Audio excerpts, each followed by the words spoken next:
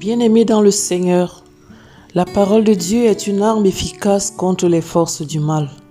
Il est bon de l'avoir dans son cœur, près de soi, et la prononcer tous les jours devant les tribulations, devant les soulèvements des vents impétueux, et nous remporterons toujours la victoire. En ce jour, nous allons lire la parole de Dieu dans le livre de Proverbes, chapitre 3. Ce chapitre est constitué de 35 versets.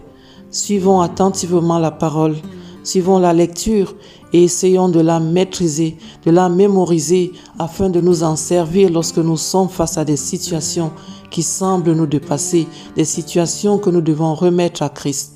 Écoutons la parole de Dieu. Mon fils, n'oublie pas mes enseignements et que ton cœur garde mes préceptes, car ils prolongeront les jours et les années de ta vie et ils augmenteront ta paix. Que la bonté et la fidélité ne t'abandonnent pas. Lis-les à ton cou, écris-les sur la table de ton cœur. Tu acquerras ainsi la grâce et une raison saine aux yeux de Dieu et des hommes. Confie-toi en l'Éternel de tout ton cœur et ne t'appuie pas sur ta sagesse. Reconnais-le dans toutes tes voies et il aplanira tes sentiers. Ne sois point sage à tes propres yeux, crains l'Éternel et détourne-toi du mal. Ce sera la santé pour tes muscles et un rafraîchissement pour tes os. Honore l'Éternel avec tes biens et avec les prémices de tout ton revenu.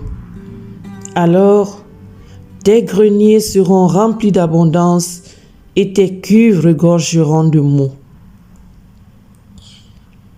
Mon fils, ne méprise pas la correction de l'Éternel et ne t'effraie point de ses châtiments, car l'Éternel châtie celui qu'il aime, comme un père l'enfant qu'il chérit.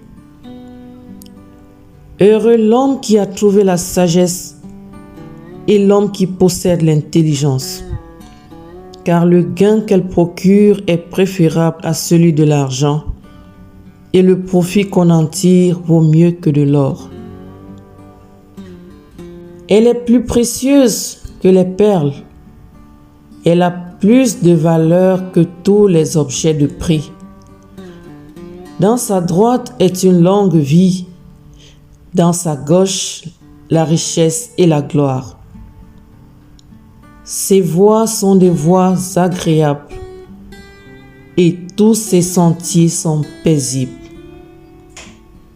Elle est un arbre de vie pour ceux qui la saisissent et ceux qui la possèdent sont heureux.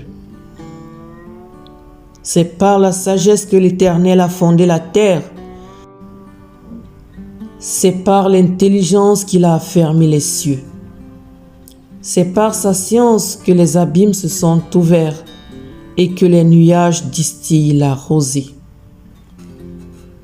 Mon fils, que ces enseignements ne s'éloignent pas de tes yeux. Garde la sagesse et la réflexion. Elles seront la vie de ton âme et l'ornement de ton cou. Alors tu marcheras avec assurance dans ton chemin et ton pied ne heurtera pas.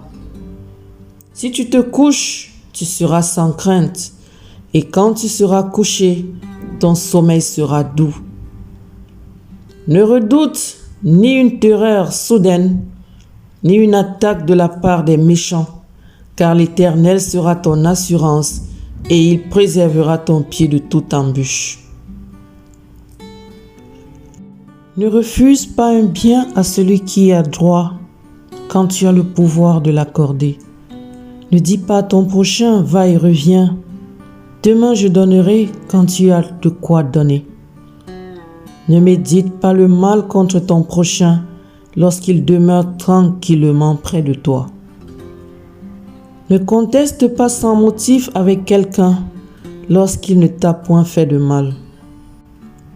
Ne porte pas envie à l'homme violent et ne choisis aucune de ses voies.